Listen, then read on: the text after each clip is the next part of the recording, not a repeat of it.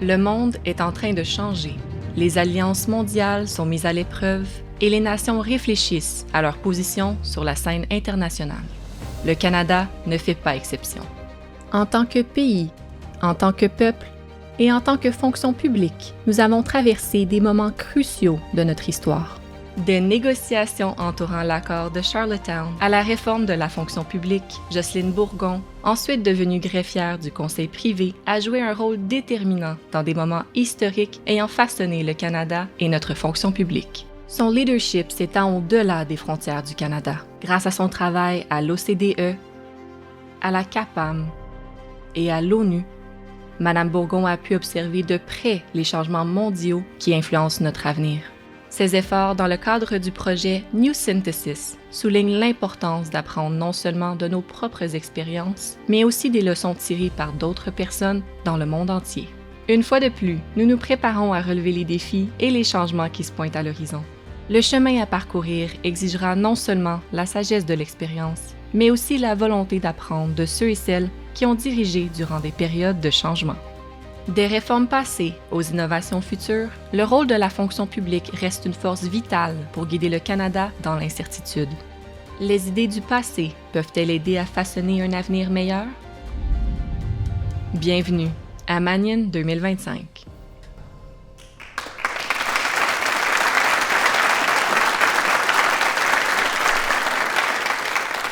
Hello, everyone, and welcome to the Manion Lecture, Serving Canada in 2025. Thank you so much for joining us this afternoon.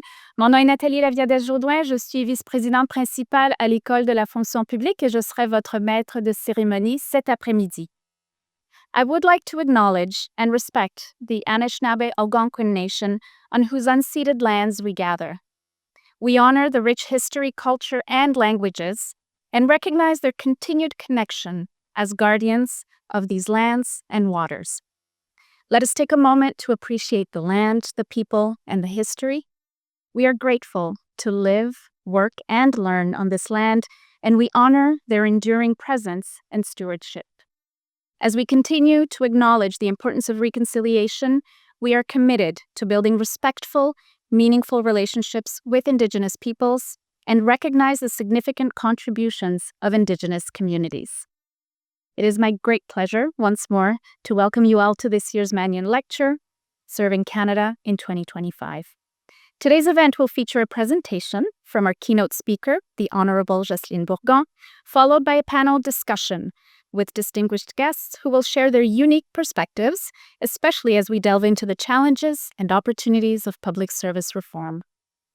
I would also like to acknowledge the Manion family who can take pride in the legacy of John Lawrence Manion, the inaugural director of the Canadian Centre for Management Development, whose name is honored through this event. Depuis plus de 30 ans, la Conférence Manion est l'un des événements annuels les plus distingués de l'École. Elle nous offre l'occasion d'échanger avec d'éminents conférenciers et conférencières d'horizons, professions et de points de vue divers. Elle offre aussi aux dirigeants de la fonction publique fédérale l'occasion d'être mis au défi par d'autres professionnels qui remettent en question le statu quo, s'interrogent sur l'avenir et, grâce à leurs perspectives, nous aident à élargir nos horizons. Notre conférencière principale de cet après-midi s'inscrit parfaitement dans la tradition des conférences Manion. However, before she takes the stage, I do have to admit that I've been holding on to a little secret. We actually have a very special guest who was eager to take part in today's event by helping us kick off this next moment.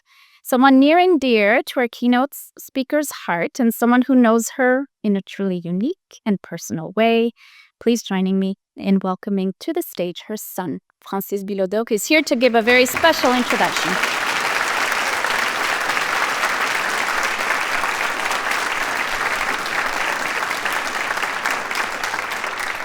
Donc, bonjour à tous. Bonjour, maman. Pour ceux qui ne me connaissent pas, mon nom c'est Francis. Je suis sous-ministre associé au ministère de l'Innovation, de la Science et du Développement économique, ce qui n'a rien à voir avec ma raison d'être ici aujourd'hui. Je suis ici pour honorer et présenter ma mère, Jocelyne Bourgon, notre conférencière cette année du Manion Lecture. It is for me more than a privilege to introduce you today. More than anything, you have shared with me your love of the institutions, of the public service, and of the Canadians that we serve.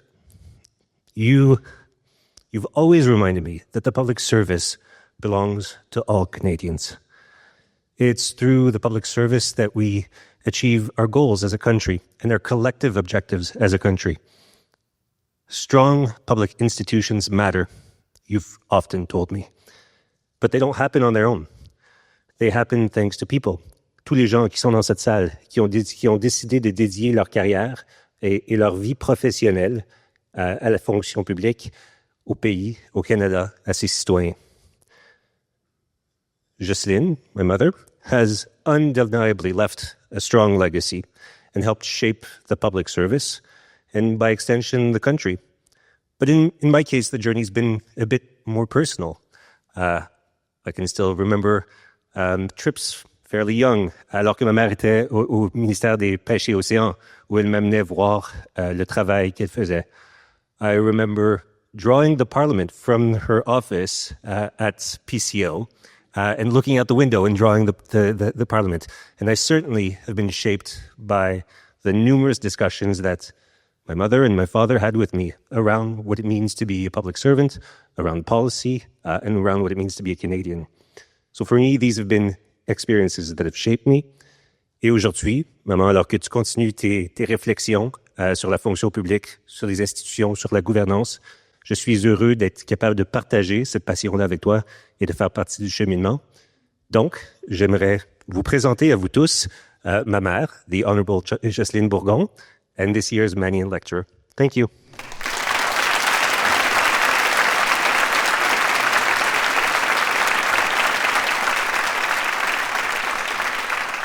Whoa. Bring the Kleenex.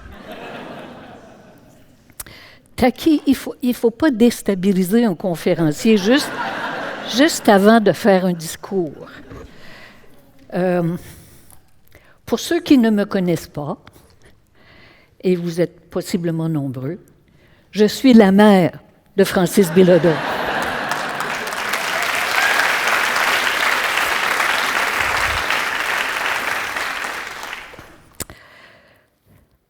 C'est très émouvant. Merci, Francis. Merci d'être là. C'est un immense plaisir d'avoir la chance de vous adresser la parole, apporter les Kleenex. Et c'est un honneur d'avoir la chance d'être conférencier à la Conférence Manion, qui est un événement phare dans le calendrier des événements de l'École de la fonction publique sous la direction de Takis Sarantakis. Alors, parlons administration publique. Last November, I gave a lecture in Singapore. Taki was there, in fact, about the challenges of serving in the second quarter of the 21st century. And I argued at the time that governments were facing a convergence of existential threats that are interacting with each other and therefore making the role of government ever more challenging. For instance, climate change is the existential threat that my generation was unable to address. The risk of pandemic is as high as ever.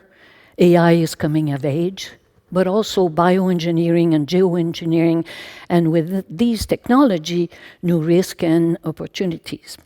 So I proposed or suggested that serving in the second quarter of the 21st century is serving in a more dangerous world at a more challenging time.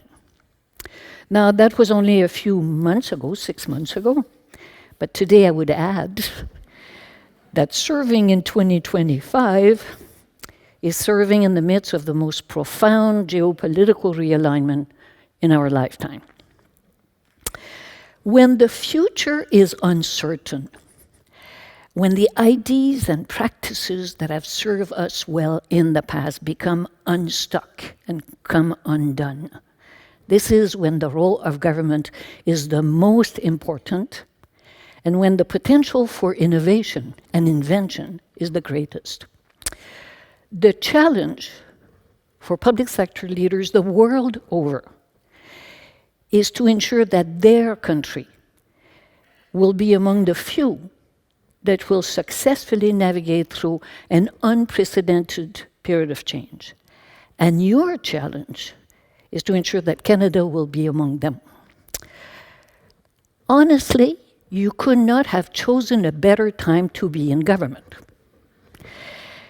Welcome to serving in 2025.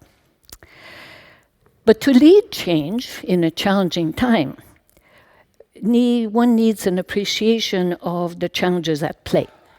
So what is Canada up against? I could have selected many dimensions. I've reduced the speech to only one, which is related to current events. So here is my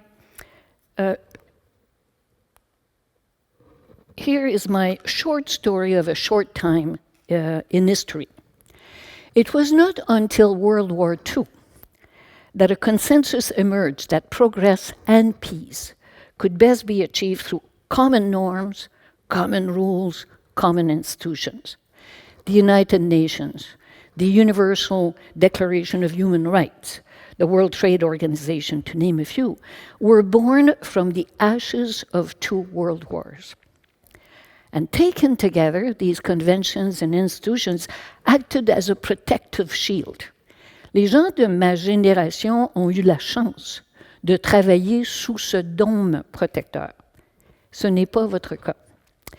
These measures never amounted really to an international system, and it was never universally accepted, but it was sufficiently broadly respected to influence the behavior of countries. Le principe d'intégrité territoriale a réduit les risques d'invasion. Un commerce mondial régi par des règles de droit a contribué à une longue période de prospérité tout en réduisant les risques de conflit. Et les pays comme le Canada, qui sont dotés d'un système de gouvernance qui allie démocratie, état de droit, économie de marché et filet de sécurité sociale, ont obtenu les meilleurs résultats comparativement à tous les autres régimes de gouvernance tout au long du XXe siècle. And today, this protective shield is breaking down. Trade liberalism is moving in reverse, and protectionism is on the rise. The system that operated over the last 80 years contributed to the longest period of growth and the longest period of peace in modern history. This is a remarkable achievement. The United States of America was the main architect, not the only one, but the main architect of this system.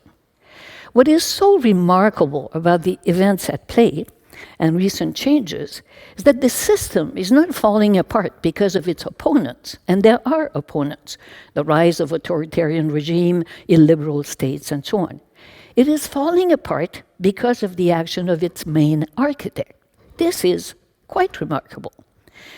Europe is discovering that its dependence on the US is making it vulnerable, and that it may have to stand on its own and alone to defend Ukraine. This will have ripple effect around the world. Japan, South Korea, or Taiwan have no reason to believe in the US security guarantees. La position de Taïwan face à la Chine est considérablement diminuée et affaiblie. Les pays africains qui comptaient sur l'aide américaine devront se rapprocher de plus en plus de la Chine. This is a different world. The US administration has also initiated a pivot on trade. Canadians are very familiar with that. The administration is of the view that free trade under a system of international rules no longer serve its best interests. And under this new doctrine, access to the US market is a privilege that can be monetized. And Canada is discovering that its dependence on the American market can be weaponized.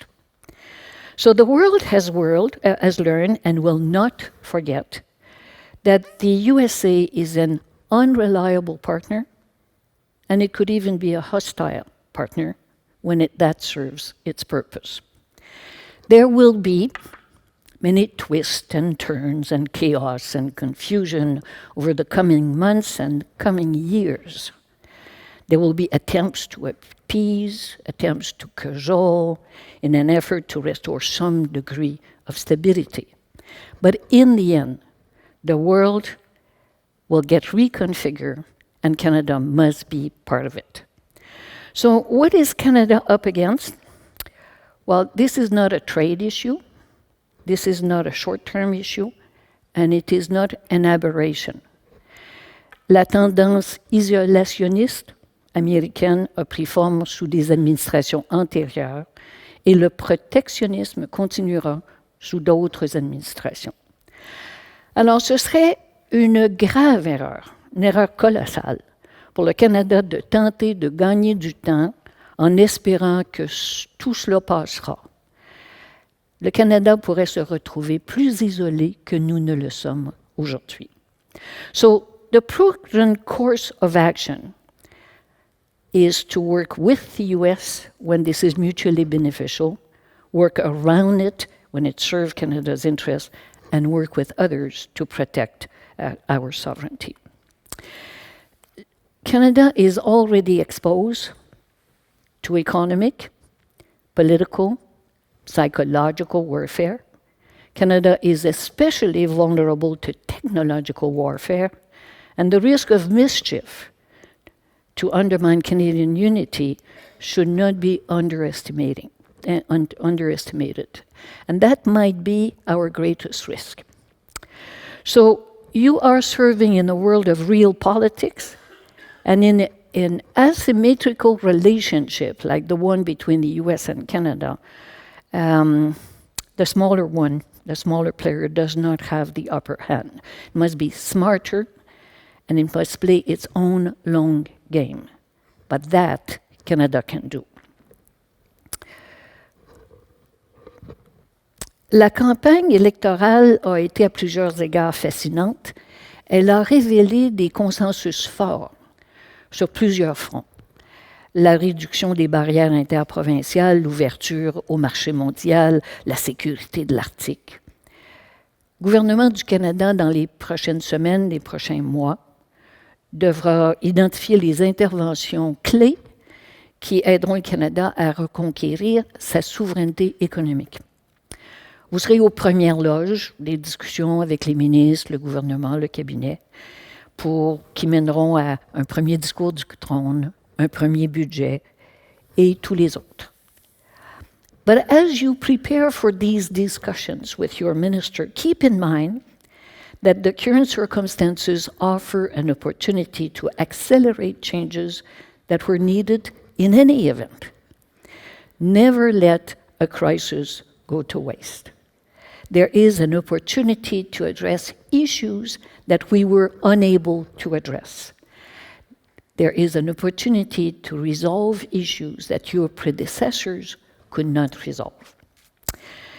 So to be fair, not all was well in Canada just prior to the election of President Trump. For instance, Canadians like to think of Canada as a G7 country. And indeed, it was the 7th largest economy at the time of joining this forum in 1976. Today, it is 10th, has just been overtaken by South Korea. It is 19th in GDP per capita. It is 30th in purchasing power parity, and has been on a downward trend since the mid-1980s. Alors non, ce n'est pas un problème qui découle des actions du gouvernement des 10 dernières années. Ces problèmes ont eu une longue période d'incubation. Gardez à l'esprit également que ensuring Canada's future prosperity means generating products and services the world needs on terms the world is prepared to pay. It is generating higher value-added products and services the world would find hard to reproduce or to emulate. So the challenge is not to preserve what was there before, hoping that that too will disappear and we can go back to normal. There should be no return to a time when 75% of Canada's export were destined to a single market. This is a way of giving away our own sovereignty. So the challenge is to accelerate adaptation while avoiding measures that would delay inevitable and necessary adjustment. Gardez à l'esprit également que le Canada est en meilleure posture que ses pairs pour faire face aux circonstances présentes et investir dans son avenir. La dette du Canada s'élève à peu près 50% du PIB. Ce n'est pas la position la plus glorieuse, mais quand on se compare, on se console rapidement. Cela se compare à 92% pour la France, 100% pour le Royaume-Uni et 205% pour le Japon.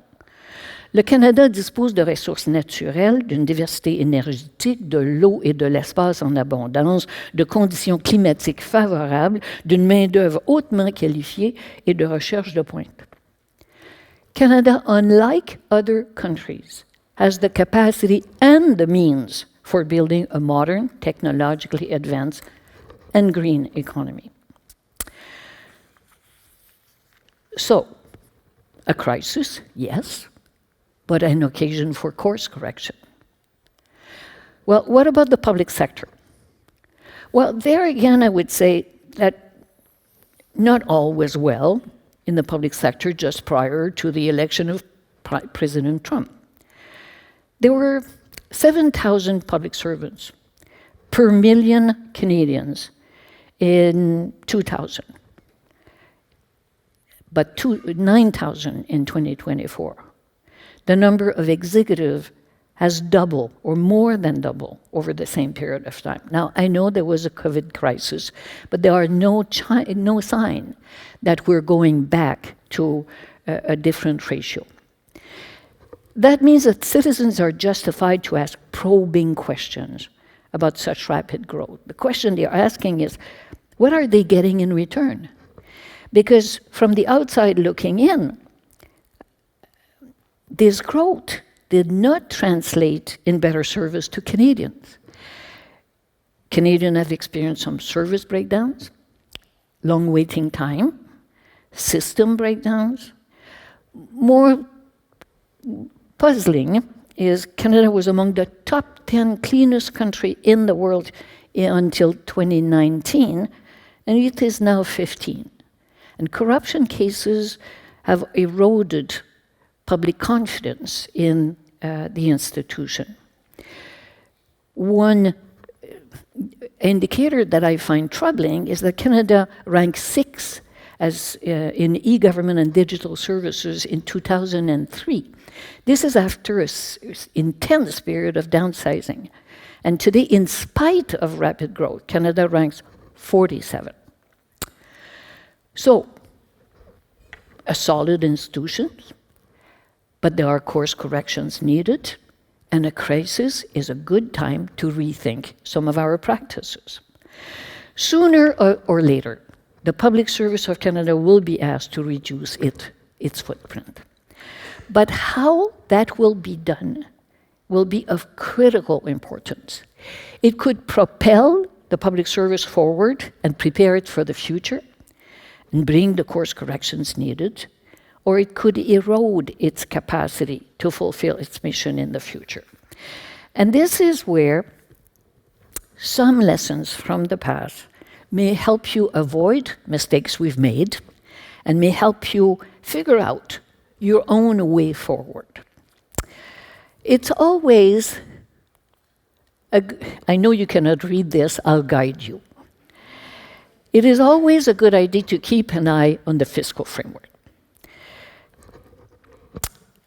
Un cadre fiscal est un système dynamique, un pipeline, avec une entrée, généralement le résultat de mesures de taxation, un flot qui alloue les ressources à différents grands objectifs publics et une allocation pour le fonctionnement du gouvernement et les programmes administrés par les ministères et agences.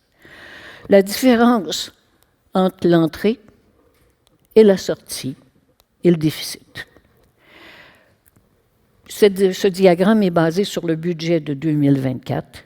Les recettes, à l'époque, étaient de l'ordre de 500 milliards, les dépenses un peu plus, et le déficit juste avant les élections était de l'ordre de 50 milliards. Ce flot vous aide à garder à l'esprit que la majorité des dépenses gouvernementales sont des transferts à d'autres gouvernements. Health, equalization, social transfer, child care, or transfer to individuals,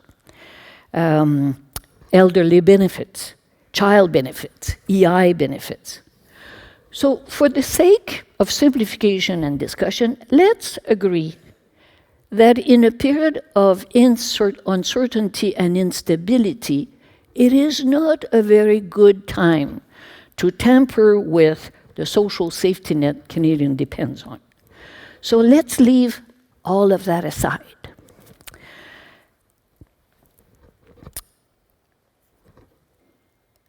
This is the operating budget of the government. It was in the range of $123 billion at the time of the 2024 budget.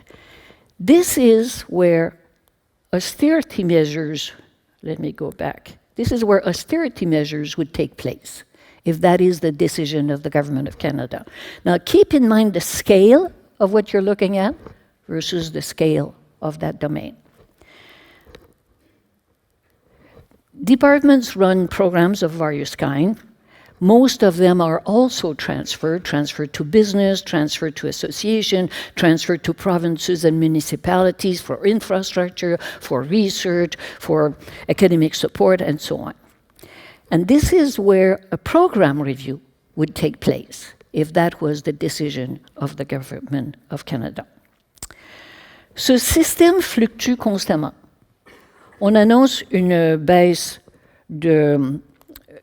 on élimine une taxe, vos revenus baissent, votre déficit augmente. Vous avez une récession, vos dépenses augmentent. Vous avez de l'inflation, vos dépenses augmentent, votre déficit augmente. Vous annoncez des nouveaux programmes, votre déficit augmente. Il s'agit d'un système dynamique et c'est important de le garder à l'esprit parce que ça aide à prendre de meilleures décisions. Now, when imbalances become significant between the input and the output or the allocation, that's when corrective actions become necessary. So with that as a background, let me bring you back in time. What can we learn from the period 83 to 93? The deficit reached a bit more than 8% of GDP. Just to position yourself, you're in the range of 2.5 or thereabout. This is huge. And the government introduced a number of measures. Expenditure reviews were launched. Between 1983 and 1994, there will be 22 expenditure reduction exercises. Now, that could be a target, and you're familiar with that. You're told, please reduce your budget by 5%. But Treasury Board negotiating labor agreements with no adjustment to your base is a cut. Inflation without adjustment is a cut. Freezing staffing is a cut. Freezing salary is a cut. So in that period of time, there were 22 expenditure reduction exercises. Now, let's learn from that period. Expenditure reviews, spending reviews, or RGS1, RGS2, as you're currently calling them, assume that it is possible to reduce government spending while preserving or maintaining every existing program and services. Now, this has some significant consequences. Austerity measures do not improve service to citizens, they do not increase productivity, and they do not modernize government. Cuts are not savings that result from better practices leading to better results at a lower cost. Elles conduisent généralement à prendre les mauvaises décisions. On coupe ce qui est facile plutôt que ce qui aurait une capacité pérenne. Or, on coupe la formation, la participation à des conférences internationales, des déplacements, des voyages. Toutes sortes de mesures qui auraient pour effet d'accélérer le rythme auquel on apprend et bâtir notre capacité d'adaptation. Les plus grands succès de cette période aura été d'introduire des mesures structurelles, une réforme de la taxation TPS, la négociation de l'accord Canada-États-Unis. Ce n'était pas une erreur de le négocier, c'est une erreur de devenir dépendant de cet accord. So, there are lessons to learn. There's a place for austerity measure. There's a place for reducing spending, but it must be done in a way that gives you a sustainable capacity of providing better services, not just an erosion of the fabric of the public sector. Let's zoom to 1994 to 2000. The deficit was better, slightly below 6% of GDP, but the debt had continued to increase during that period. The debt was 70% of GDP. You're in the range of 50-something, so there's room to maneuver. Your predecessor invented a different approach. We had learned that austerity measures were not getting us where we needed to go, so we invented program review. A program review starts from the premise that to reduce government spending in a durable way, it is necessary to make decisions about the role of government in society and to stop some programs and to stop some services. The program review of 1995 eliminated a deficit of 6% of GDP, and that was followed by 12 years of surplus budgets and massive reinvestment in health, in research, in innovation, in infrastructure, and the like. So on the face of it, it was very successful, and indeed it was. The public service can be proud of its contribution to regaining Canada's fiscal sovereignty. But there's more we can learn from this period of time. The need for a program review on that scale reveals, in fact, a failure. The failure to reallocate resources on an ongoing basis. It is disruptive. 50,000 people were directly affected, and everybody else indirectly. It is time-consuming. It dominated the government agenda during most of Prime Minister Chrétien's first term in office. So, learning from the past doesn't mean replicating it. It means drawing lessons from it so that you can invent a better way forward. Des avenues s'offrent à vous qui n'existaient pas auparavant.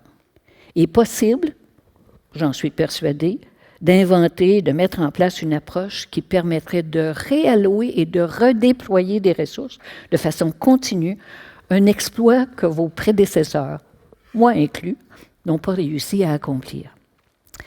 So your search for a better way could begin by expanding the range of options open to you. And in fact, the broader the scope, the better. There will be time to cut down your list to where you will decide to focus in the end. But first, my advice would be go broad, go wide, and build a longer list. I will just give you 3 examples to illustrate my point. Commitments, or outstanding commitments. Un nouveau gouvernement est parfaitement justifié de réexaminer les promesses qui ont été faites juste avant et pendant la campagne électorale. Certaines initiatives peuvent être reportées, échelonnées sur une plus longue période ou carrément annulées. Il pourrait y avoir de meilleures façons d'obtenir les objectifs visés et à moindre coût. Et de plus, je dirais que certains des engagements qui sont pris normalement dans une campagne électorale sont contradictoires. Et donc, revoir ces engagements est de la saine gestion. Il s'agit de réconcilier un engagement à créer de la richesse, de la prospérité, avec un engagement canadien à la solidarité collective, avec une responsabilité fiscale. Et, comme je mentionnais, certains des engagements de tous les partis ont un certain degré de tension et de contradiction. Alors, une possibilité, c'est de revoir les engagements. Une autre possibilité, c'est de revoir les programmes à financement temporaire. I must admit that this is not such a wise practice after all. Over the years, there has been an increasing number of initiatives supported by temporary financing. Familiar to you? Some programs are funded for 2, 3, 4, 5 years. There are sunset programs, repeat sunsetters. They die and come back. I found all kinds of names to describe them. It is really interesting. But fundamentally, the practice distorts the true picture about the size of the deficit. It leaves the impression the deficit is going down, but if you know that you will repeat their funding, it's not a true picture. It puts a premium on announcement, but it leaves to others, like you, the burden of managing the situation when the funding is running out. So a review of program with temporary funding could have a number of benefits. One, you could look at them and say which one are supporting the government priorities. You're about to find out what they are as they are producing the speech from the throne. Which one could reduce dependency on the US? Which one could help to regain Canada's economic sovereignty? And the others could be phased out. This would be challenging, but it would free resources. Keep in mind that for some departments, temporary financing is in the range of 20 to 30% of their budget. This is huge. What about taxation? And what about tax expenditure? Taxation has not been reviewed since, David would know better than I, since the 1960s. Tax expenditures include tax credit, tax exemption, and the like, have not been reviewed seriously since the mid-1980s.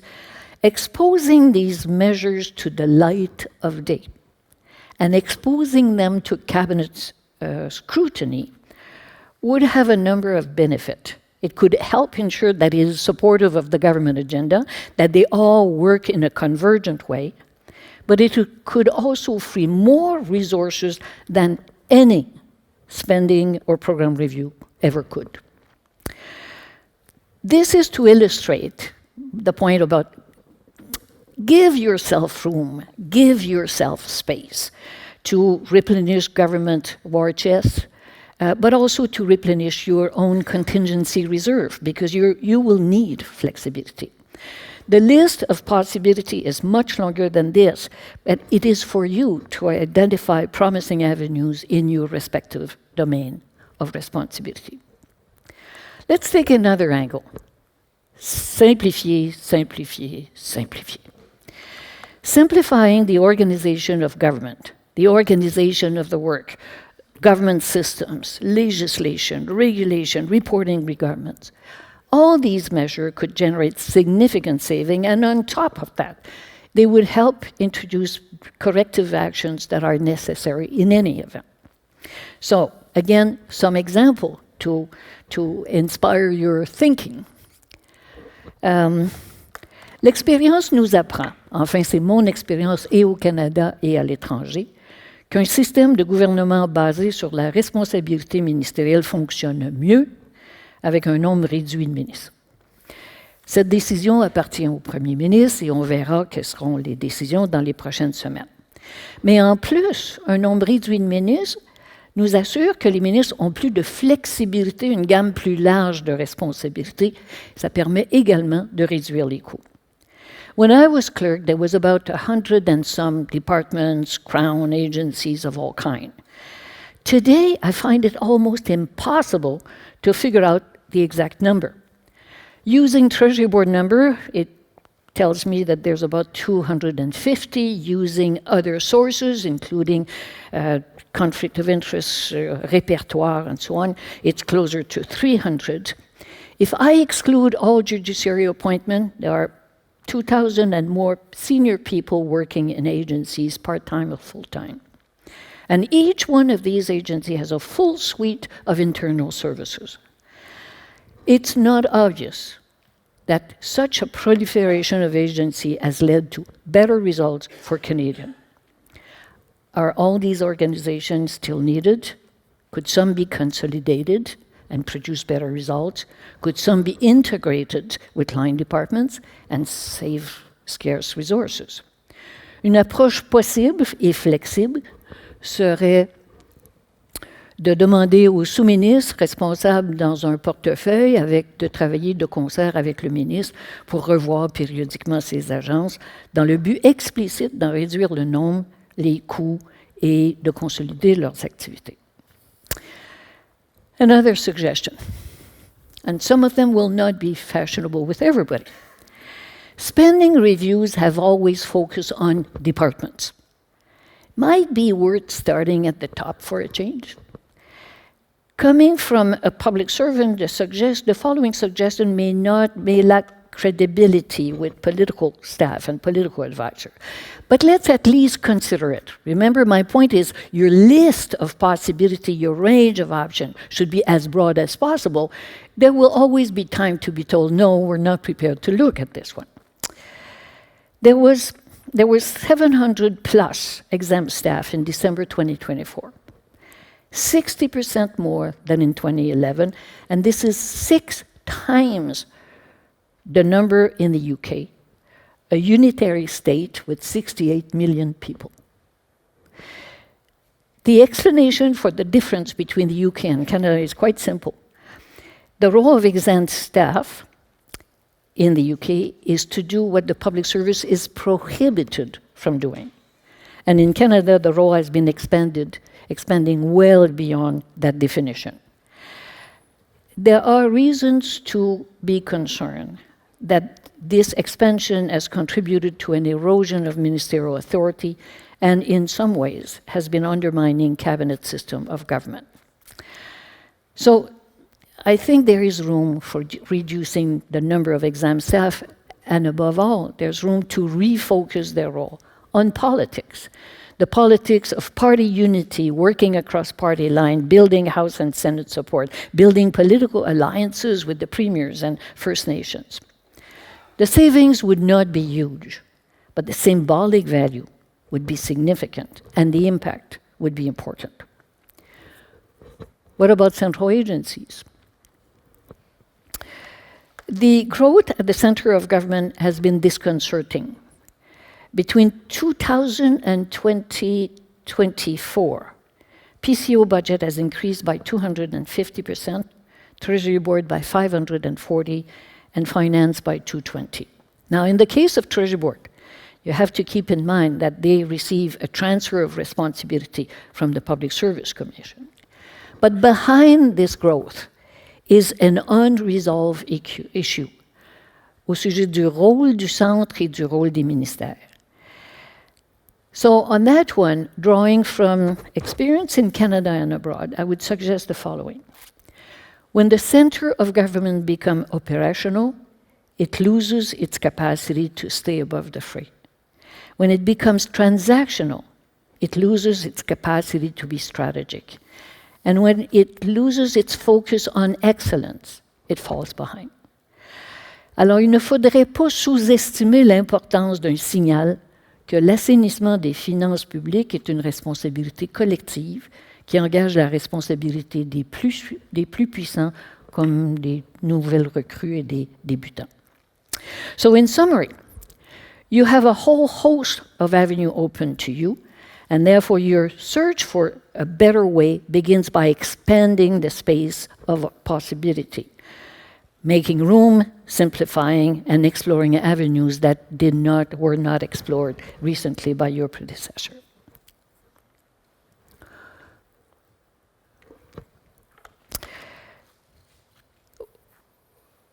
With this, you're now ready to look at what would a review of departmental spending look like. It comes last. You don't start with it, you end with it. When it comes to modernizing government, improving services to Canadians and reducing costs, the heavy lifting in the end will be done by department. Les ministères sont des plateformes de savoir, de production et d'innovation. C'est leur soutien aux initiatives du gouvernement qui retient le plus souvent l'attention. Ce sont les services gouvernementaux qui comptent le plus aux yeux des citoyens, des usagers, et ce sont leurs travaux de recherche qui permettent au gouvernement de prendre des décisions éclairées. The capacity of the Public Service of Canada to be responsive is not and never was in doubt. Today, when I compare to other countries, it is the service delivery capacity of departments that worries me. It is striking that in a period that saw the most rapid growth in government spending is also the period where the public service was losing the most ground compared to its peers. It's hard on the ego of proud Canadians to think that Canada ranks 6th for e-government in 2003 and 47 today, just between Mongolia and Armenia. The fact that Canada is not keeping with the G7 should be a concern for all of us. Canada, for instance, is the only G7 country without a unified web signing system, which is essential for citizen-centered services and for driving costs down. The government agenda and the public service reform agenda must converge and reinform each other. A technologically and digitally advanced public sector is necessary to support a modern, technologically and digitally advanced economy and society. In the mid-1990s, the public service was asked to help the government of Canada regain its fiscal sovereignty. In 2025, the public service is asked to help Canada regain its economic sovereignty and to address issues that bedeviled us in the past. Alors, à quoi pourrait ressembler une revue des dépenses des ministères qui tiendrait compte des leçons du passé et des circonstances particulières de cette période?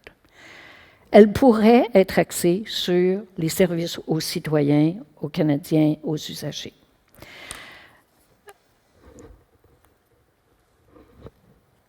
A review center on service to citizens and users could start anytime around the management table in a conversation about what is the most fundamental contribution of a department, a program, a service, a unit to Canada and Canadians going forward.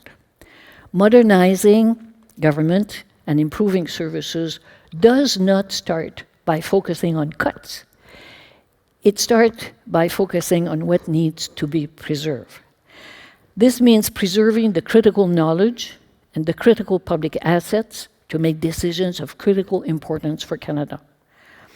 The complex issues and existential threats that we are not discussing today will not go away because the world is in the middle of a self-inflicted trade crisis. The public service must build and have access to the knowledge base to serve the public interest in yet unknown circumstances. Les connaissances scientifiques, les connaissances démographiques, les connaissances sur les risques permettent de prendre des décisions éclairées et de protéger le public. Critical public assets take years to build and can be destroyed in a few days. And the US is currently providing us a powerful example of what not to do as they are dismantling the National Oceanographic Service or cutting half of the NASA science funding. Knowing what to protect brings greater clarity to what can be stopped. But I would add what can be stopped with pride. This step is of critical importance. Programs and services don't come to an end because they are somewhat deficient or wanting. They come to an end because they have fulfilled their mission and because government have more pressing needs. So either way, they have fulfilled their mission. The situation you're facing in 2025 offers an unprecedented opportunity to reallocate resources, make progress, and minimize disruption. That was not always the case. La fonction publique aura en même temps, de façon simultanée, des zones de croissance rapide et des zones qui seront exposées à une décroissance rapide. The growth in defense, border management, Arctic security, or trade can be used to ease the transition in area where downsizing will be needed, or for a program that will be closed. Working as a team, reallocation can be facilitated by a number of extremely simple measures. Long lead time before funding runs out for some program would offer employees the time to explore new career opportunities. Open competition for staffing vacant positions. Open the possibility of redeploying employees without unnecessary layoff. It is not beyond your imagination to design an approach that would make it possible to reallocate resources and build the capacity to adapt to fast-changing needs and circumstances. This would be a significant achievement, and in fact, a necessary adjustment going forward, because the pace of change is not going to slow down. So comes a time where we have to learn to break out of the boom and bust approach that we've used to budgeting in Canada and in other countries, to an approach that builds the adaptive capacity of government and the public sector. Serving is a process of invention. And every program would benefit from time to time from some serious rethinking. On peut reconceptualiser la gestion des passeports, les demandes d'asile, les octrois de visa. Il n'y a rien qui empêche de standardiser les systèmes administratifs qu'il s'agisse d'accès à l'information, de recherche de données ou de traduction. But connecting the governing agenda and the reform agenda, high public services provide a country with comparative advantages to attract investment. And this will be particularly important in the coming years. So, what can you do for Canada to be recognized as a country where it is easy to do business? What can be done quickly to provide frictionless services to Canadians at a time of high anxiety and high insecurity? In 2025, technology is on your side, and that was not the case in the 1980s or the mid-1990s. So today, it is possible to accelerate a technological transition in government, in the economy, and in society. So the solution that you're looking for reducing the footprint of the government in society, but doing it responsively, is probably not a death by 1,000 cut, as we did in the 1980s, and it is not through a drastic contraction on the scale of what was done in the 1990s. Your challenge is to do more in some areas, less in others, reallocate resources, and reinvest to modernize both government and society. Les services aux Canadiens est le centre de gravité d'une fonction publique performante qui est adaptée aux besoins de l'avenir. So time to wrap up. At the scale of the world, Canada is a small miracle. It is an exceptional achievement. It is a modern, democratic, inclusive, peaceful society governed by the rule of law. It has better than most been able to reconcile prosperity, solidarity, and fiscal responsibility.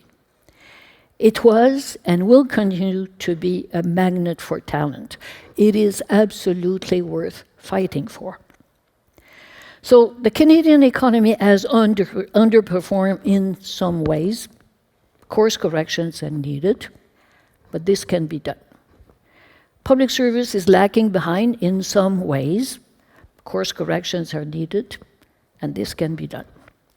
Regaining Canada's economic sovereignty will be hard. It will take time, and it will inflict a high cost on all citizens, all Canadians. There's no denying. But as challenging as the circumstances might be, it provides an opportunity to shape an ambitious governing agenda and a powerful reform agenda to set Canada and the public service on a better trajectory for the future. This chapter belongs to you, she says with envy. So in closing, here is my 2 cents worth of wisdom acquired over a lifetime of public service reforms in Canada and abroad. At the end of the day, it's about you. The way you think has a direct impact on the solutions that will be found and the results that will be achieved. What can you do to make things better from where you are at this time, in the position you hold, with the authority granted to you and the resources available to you, and nothing else?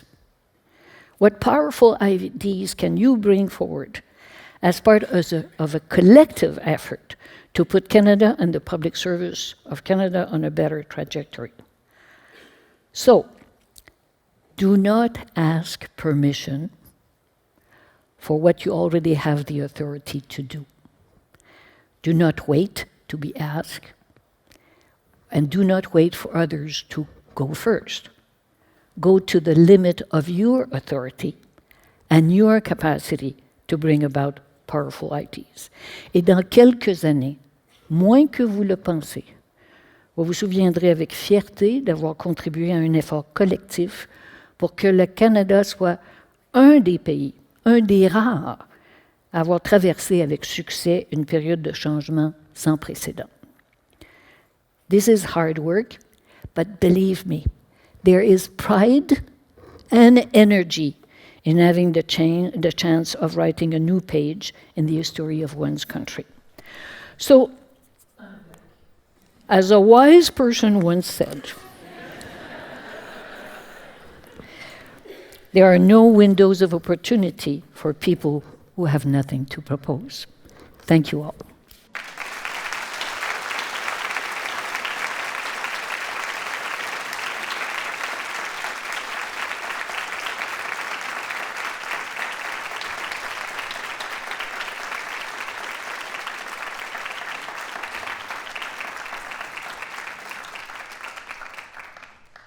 Wow.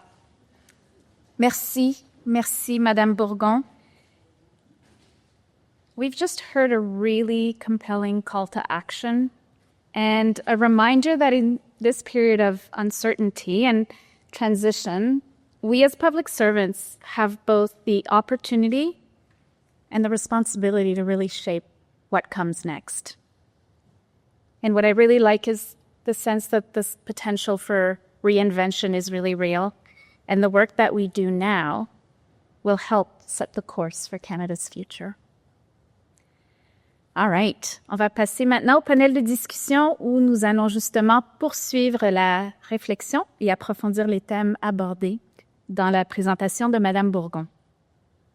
So we're honored to welcome a distinguished group of panelists who bring a wide range of insights and expertise to the table. And together, their contributions will greatly enrich the conversation, particularly as we delve into the challenges and opportunities surrounding public service reform. And I have no doubt it's going to be a lively and thought-provoking discussion. Donc, pour nous guider dans cette conversation, veuillez vous joindre à moi pour accueillir tout d'abord notre modérateur. Donc, en tant que président de l'École de la fonction publique du Canada et fort d'une longue carrière en politique publique au sein du gouvernement fédéral, Taiki Sarantakis apporte une richesse d'idées et d'expériences à cette discussion. Veuillez vous joindre à moi pour lui souhaiter la bienvenue sur scène.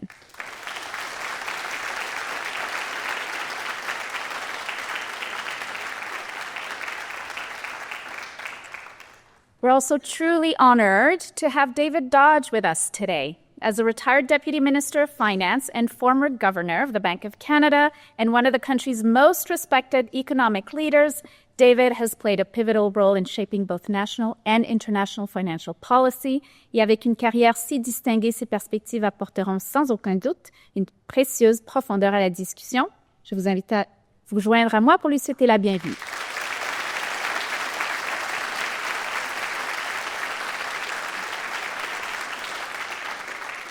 We are also delighted to welcome Jonathan Freed to today's panel, a highly respected voice in international trade and diplomacy. Jonathan brings decades of experience from some of Canada's most senior economic and diplomatic roles, including serving as Canada's ambassador to the World Trade Organization and the Prime Minister's representative to the G20. Plus récemment, l'empereur du Japon lui a décerné l'Ordre du Soleil levant, témoignant d'un hommage à son influence durable dans le domaine des affaires internationales. Jonathan Freed.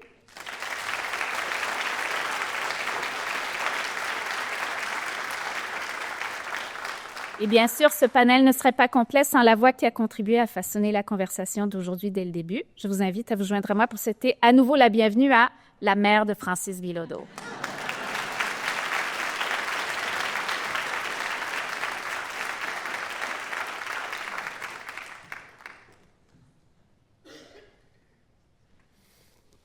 So welcome. So we're going to have a little conversation and we're going to kind of a little bit link the past with the present, but more importantly with the future. And we're here with three distinguished guests who have contributed enormously to Canada's public policy over the last generation. And we're going to kick off, I'm going to kick off with David, because I think what I'm taking away from Jocelyne's talk was we are at a moment. And this moment, we're at a moment both as a country and we're at a moment as a public service. And we've had different moments before, whether those were GST, whether those were NAFTA, whether those were the free trade agreement, whether it was after 9/11 and the security world, which we'll talk about a little bit. How do you see this moment being kind of similar or different from some of our previous moments? Well, the world is different, as Jocelyne has said. The world is different, so the constraints on what you can do from the outside are very different. We no longer are in a sweep of history which is favorable to small open economies. We're in a sweep of history where small open economies like ours are going to struggle. So that is different than was the case before. But what is the same in many ways is that the objective of government is to prepare, to provide a framework that real incomes of Canadians over time will grow. That, as whether you express that as opportunity or simply GDP growth, that growth is absolutely critical to us as a country and to us as individuals. And so the new government, as it comes in, will have to focus on this, not to the exclusion of worrying about distribution or stability in our society, but it really now has to be the prime focus because, as Jocelyne has pointed out, we have slid quite seriously, in particular in this 21st century, and since the great financial crisis in 2008, we have been on a downward path. And we all need the opportunity of growth. So that ends up being the focus, and that means changing the focus in what you do and what you think about as to what can indeed lead us to doing things in new ways, in better ways, in more efficient ways, in essence, in raising our productivity as a contributor, and in what we do, very importantly, raising the private sector's ability to contribute and the private sector's willingness to save and invest to promote that growth which will benefit citizens. So that, to me, is the fundamental challenge which we face going forward. In that sense, that's not new, but we have a world around us which is less favorable, and that will require your imagination in terms of how we deal with the old problems in new ways to raise our productivity, raise our standard of living, and raise our collective satisfaction with our country. Thank you. Now, Jonathan, one of the things that David mentioned is that effectively the environment is different, and the environment's always different, but it's particularly different to our neighbors in the South. And you have spent, over the course of your career, a lot of time interfacing with the United States of America on issues like trade, on investment, on liberalization. Tell us a little bit what you see today vis-a-vis the United States and kind of the United States that we kind of grew up with, at least intellectually, in this room. Well, one can carry on for quite a long time, which I won't. To note that the United States, throughout its history, has had an isolationist trend, a continentalist view, and a mercantilist view. Those trends have come to the fore and consolidated around President Trump and his immediate circle of friends, notwithstanding the remarkable benefits to the United States public, consumers, and business from positive engagement with the world. That's not unfamiliar to us. In fact, getting to the original free trade agreement in 1988 required Canada to be the advocate, required us to put forward the creative ideas, back to being inventive and creative, as the clerk had highlighted. So too, evolving into a modernized and expanded NAFTA, and what some people call NAFTA 0.8, the half step backwards we might have taken in agreeing to the CUSMA terms of reference, which has also served both American and Canadian interests well. As again, our lecturer pointed out, you're not in a position to anticipate going back to anything. The environment will be with us for quite some time, and thus one needs to navigate. Having said that, there are not adversarial or warlike tendencies between our two countries when you take the overall relationship that outlasts any administration, beyond a trade agreement. When you add up all the interconnections, be it electricity grids to transportation, to the Great Lakes, to our cross-border rivers, to managing our respective fisheries on each coast, to the Arctic, we have common cause, we have common interests in security, of the security of North America, the security of our Atlantic and Pacific and Arctic frontiers. That goes back to World War II.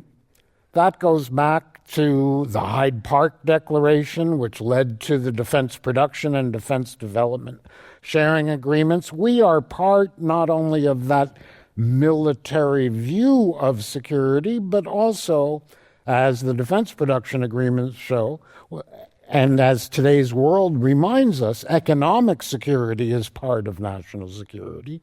We have the resources, the critical materials, the energy, the potash that feeds American farmers that are essential to American well-being and American ability to defend. So a dialogue, as the Prime Minister is suggesting, about the economy and security being intertwined is a logical framing of the issues. Now, is that one table? Is it an early agreement? Is it several pieces of dialogue that will need to unfold over time with the difficulties and disruptions that we'll have to face in adjusting to that? Probably the latter. And that doesn't preclude the sovereign autonomy of taking advantage of chewing gum and walking at the same time by diversifying and exploring opportunities with our other partners around the world. Absolutely. Now, speaking of other partners around the world, Madame Bourgon, in addition to being Francis's mother, most people in this room know you as the clerk of the Privy Council, but you've spent a lot of time. You're actually a gem in the world of international public administration. Talk to us a little bit about some of the other countries that you've looked at, how they've been navigating a little bit of this period. Maybe talk to us about a few that you particularly find, not so much as this is what Canada should do, but kind of the mindset that they have adopted in navigating their own challenges. Jackie, I'll get to that in a minute. But building on what my friend said, you know what bugs me? I mean, the world was positioned to have a soft landing, right? The struggle with inflation. The world was positioned to have a reasonably decent period of growth. We had, therefore, an opportunity to focus on the real stuff, issues of climate change that I mentioned, the world getting smaller, massive migration, an aging population that is undoing the economic engine in some countries, and so on and so forth. And instead of dealing with the important, we're dealing with this artificial crisis that is totally self-inflicted. It bugs me. Okay, now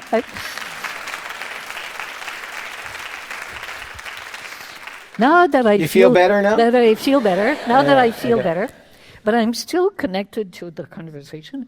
I do work with a portfolio of countries. And some of them for many, many years. You came to join me at my last trip in Singapore. I've been working with them for 30 years. I've been working with Denmark for 25, for Finland for 20. I've been regularly working with France or the Great Britain and so on. There are places in the world where I go to learn what not to do. I won't mention them. But the country I just mentioned, sometimes the reaction of Canadians is, but they are so small. What can we possibly learn from them? That is so narrow, and this is so dangerous as a mindset, because a good idea is a good idea is a good idea that you can pick anywhere, at any level, anytime, any place. And the key is to capture it and reinvent it in your context. So there are countries that have dealt with the technological transition that I talked about 25 years ago they started. There are countries that have redesigned their social safety net to be more adapted to current circumstances. There are some that are better positioned today because of the investments they've made. So on that front, what do I see? I see a mix. And it's not related to size, and it's not related to geography. It is many times related to a group of people. I'm struck as I get older. Behind any major reform, you find half a dozen people who bring it about. And it doesn't matter where in the world that is. At the end of the day, you have institutional capacity, but a nexus of people driving a change is behind most significant reform. So what do I pick from the world? That don't underestimate the importance of people. Building the institution does matter. It makes a world of difference. But then the magic is brought together by a group of people who drive an agenda. They often start with, there has to be a better way. Not that they know what is the better way, but the acknowledgement that there has to be a better way. And then the conversations start. And then they are looking elsewhere. And then they are capturing ID. And then they are reinventing. And guess what? They try. There are countries that write the most beautiful papers. What is the issue? What's the background? What is the economic underpinnings of it? And there are countries that have pilot project and results. And Canada is not always balanced between the two. We have a tendency to write phenomenal papers, but we're not always driving the change process as fast as we could. And yet, there are times where Canada, no one can beat Canada in some cases. When the alignment of political will and professional capacity comes together, it's amazing what can be achieved. Now, David, there's a story. You came home one day, or you came to work one day, and you said, "I have found my successor as governor of the Bank of Canada." And the person that you found as your successor as the governor of the Bank of Canada is today our Prime Minister. Now, there are some people in this room who are deputy ministers who will be briefing your successor at the Bank of Canada. Tell us a little bit about what you would tell your successor today. I know you're on record. In March, you wrote a piece on how we're kind of over-consuming in Canada, how we're going to have to go through some choices, some difficult choices. Talk to us a little bit about how you would frame some of those difficult choices. That's exactly right, and I think Mr. Carney, Prime Minister Carney. Prime Minister Carney. I keep wanting to say Mark, but I can't do that anymore. I think he grasped this absolutely, that those changes have to come, that those are going to be difficult, that we have to build, and to build we have to invest. And so I think in addressing him as you work through the particular issues for which you are responsible, thinking through what it is that you can bring forward that fits this drive, if you will, to invest, to raise productivity, to raise our contribution in the future, and think through also what it is that you can do in your perspective to engage the private sector in this enterprise. Because after all, most of the investment that's going to have to be made going forward is not going to be made by the public, we're making some, but is going to be made by the private sector. And so what is it in the rules that you're writing, in the programs that you're administering, what is it that you can do which will actually improve the private sector's ability to make that contribution, to give it the incentive to make that contribution, and to remove disincentives that may currently be there. So in addressing the Prime Minister, I think it's really important to bear that thinking in mind as you bring forward your ideas related to the areas for which you are responsible. Jonathan, how would you frame advice to Prime Minister Carney in the areas which you're knowledgeable about? Well, I disagree with your premise. I may not be knowledgeable. I'm a student of both the former governor and the former... That's very Herb of you, by the way, of disagreeing with the premise. Look, as David said, growth is essential. We're a country of only 40 million people with the capacity and the demonstrated ability to produce for many more than that. We are very dependent on engagement internationally to have markets, but also, as motivated our move to free trade, as the MacDonald Commission advised us in the 80s, to open ourselves to the best of the world and to increase our productivity through competition at home.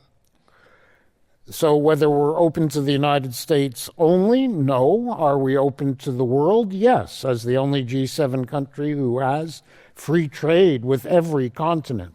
with the comprehensive agreement with the European Union, with the 22 countries or so of the, you got to learn to say it, it's going to be common, CPTPP.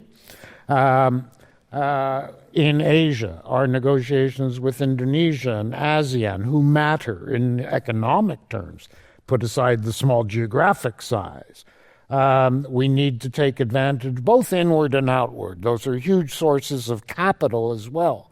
That puts a premium on acting at home to be the most hospitable environment for legitimate and productive investment, while caring about our economic security. You don't want your adversaries to be owning your critical minerals. You don't want to be loose on cybersecurity or on technology terms.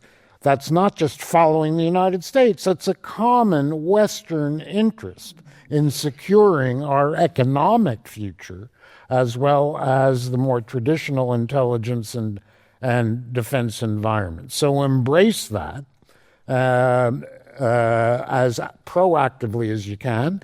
But governments, remember, create the playing field, hopefully rules-based for the world -1, or China -2, Russia -3. But it's the private sector that needs to act on that. We may need to up our game and lead them by hand to get off their complacency and be more risk-taking in looking for those opportunities in other markets. Final word on this, it's not just about trade within the confines of traditional trade agreements. It's trade, investment, it's portfolio investment, and it's the infrastructure around that as financial services and capital flows open. Do we have double taxation agreements in line with that? And so on. So one needs a more comprehensive economic view that doesn't just belong to the trade commissioners and global affairs. It belongs to finance. It belongs to transport. Do we have air links, sea links, and so on? And we care about the environment. Is it clean trade? So it's multidisciplinary, it's federal, provincial, and it's multi-stakeholder. One last word, because it's a wonderful turn of phrase. Mike Froman, the former USTR and White House advisor, who now heads the U.S. Council on Foreign Relations, in looking at our transition from a G1 to what is a multipolar world emerging of however many poles you may wish to count, said it behooves all of us to be polyamorous. Not that we need permanent friends on multiple fronts, but our interests are permanent, and we should embrace every opportunity where it can be found. That's interesting. I'm going to quote a former colleague of yours, Richard Discerny, the late Richard Discerny, they called the public service serial monogamists. So between polyamorous and serial monogamous, somewhere in there is Canada. Now, Madame Bourgon, between the public service and the political class, significant things are going to have to happen for better or worse in the coming years, and probably sooner rather than later. One of the things, though, in that environment, Edelman keeps track of trust scores over long periods of time. And in particular, it looks at 4 institutions in Canada: the media, the government, business, and NGOs. And this is Canada. So obviously the number one trusted institution of those 4 is wrong. The number one most trusted institution is business. That's surprising. The least trusted of those 4 institutions, and again, this is Canada, is obvious. It's government. So we are now in a world where we, collectively and our political masters, are trusted by Canadians less than they trust the media, less than they trust business, and less than they trust NGOs. So we have, in addition to all of these other things that you articulated, we also have kind of a trust gap, a credibility gap. How are we going to start to overcome that? How are we going to do big things if we collectively are not as trusted as we think we are? I would say, yes, it is about growth, but it's about people. And growth without a form of balance, where people feel that they benefit from it and that their hard work in contributing to a well-performing economy is rewarded, leads to the kind of polarized situation we have in the US. And Canada, that's what I meant when I said Canada had a bit of a genius in balancing economic prosperity, solidarity, and fiscal responsibility.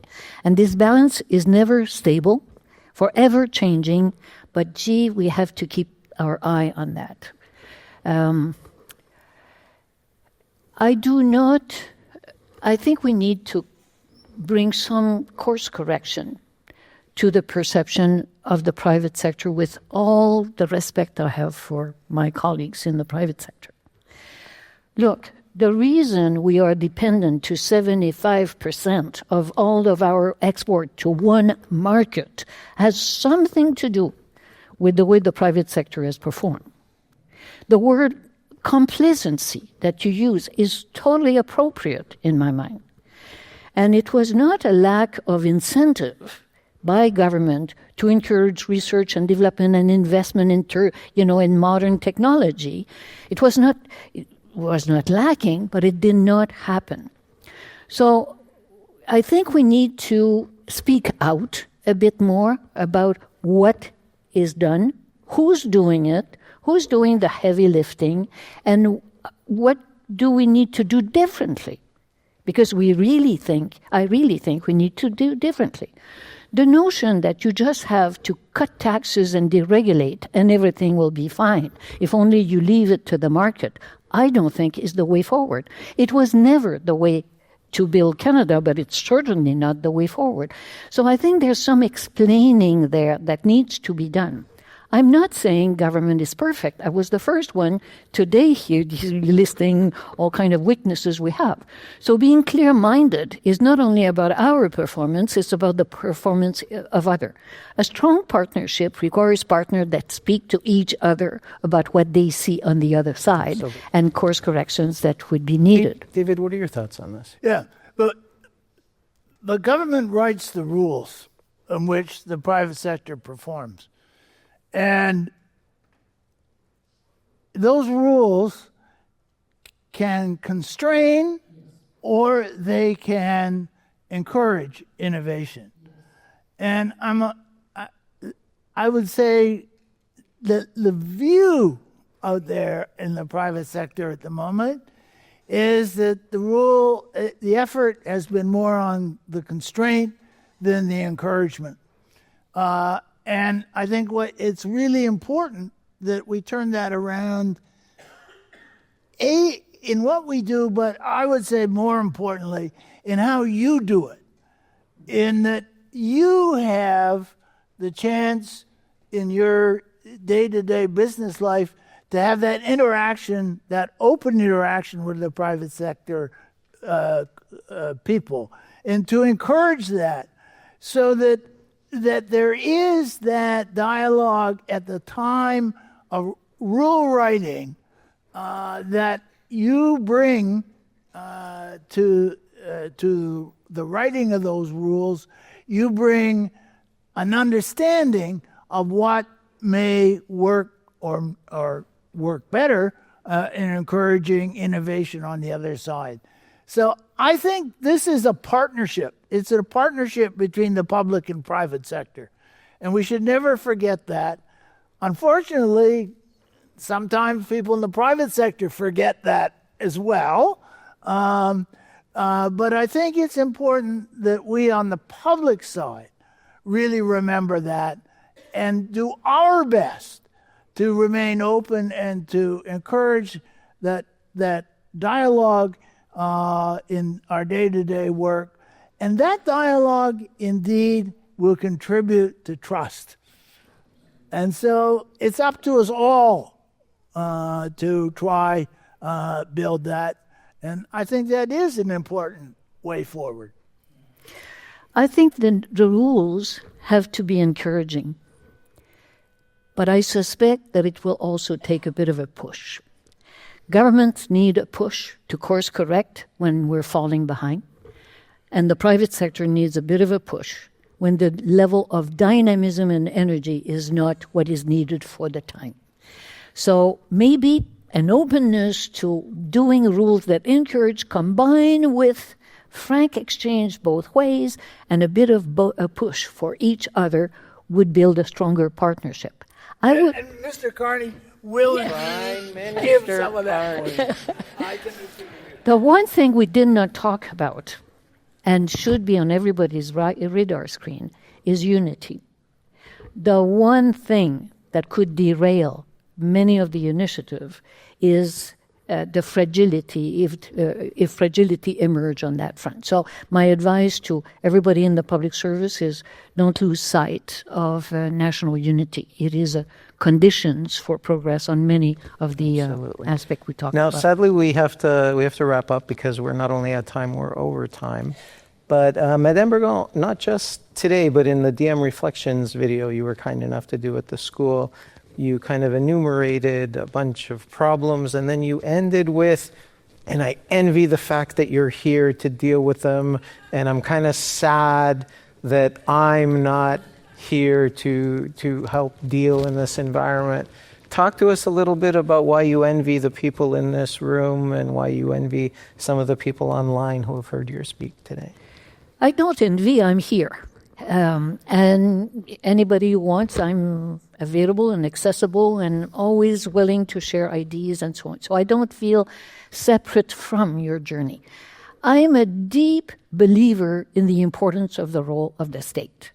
I've done enough work in enough places to know that you don't have a well-performing country without a well-performing government and well-performing public institutions. This is not taking anything away from the importance of private organization or civil society. But countries that don't have that have tremendous difficulty in dealing with problems and making progress. So I'm on that side. Count me as a believer of the importance of the role of the state. But it's in intense period of change that it's most exciting. If you believe it's possible to build a better future, if you believe it's possible to solve problems, if you believe it's possible to invent solutions, I use the sentence, when things are getting unstuck. This is the ideal space for innovation, right? And someone somewhere is in the process of inventing something of great significance, right? And it could be us. And it is us. So that's what I mean when I say I will never be far from the public sector. I'll never be far from the role of the state. I'll never be far from public administration and the people who care about leading major reforms. Absolutely. On behalf of the people in this room and the people online, I would like to thank all three of you for this wonderful discussion, but in particular, Madame Bourgon, for your 2025 lecture on what we need to do in 2025, serving in 2025 and beyond. Please join me in thanking our panel.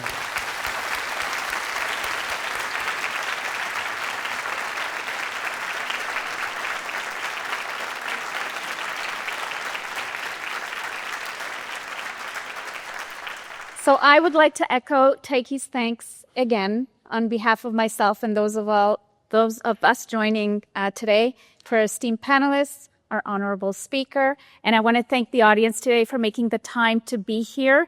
Nous sommes vraiment reconnaissants que vous ayez pris le temps d'être avec nous cet après-midi et en espérant que cette discussion se poursuive au-delà de cet événement. Donc, merci encore à toutes et à tous. et je vous souhaite une très belle fin de journée. Merci.